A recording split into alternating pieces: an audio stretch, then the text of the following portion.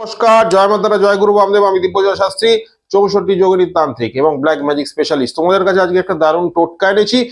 দেবাদিদেব মহাদেব হচ্ছে সব থেকে শ্রেষ্ঠ দিন হচ্ছে মহাশিবরাত্রির।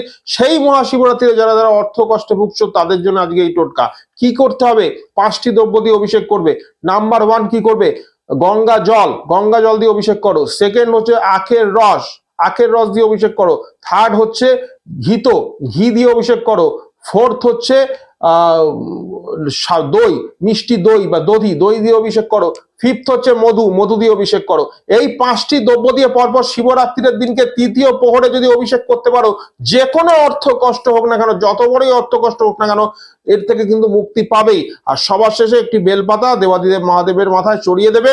তোমরা সবাই জানো, আগে কাজ পরে মূল্য আমি নিই। কাজে যারা যারা এই ধরনের সমস্যায় ভুগছো তারা সত্তর আমার সাথে যোগাযোগ করতে পারো। মহাশিবরাত্রিরে আমি কিন্তু তারাপীঠে উপস্থিত থাকছি। সবাই ভালো থেকো। জয় মাতারা, জয় গুরু বামদেব।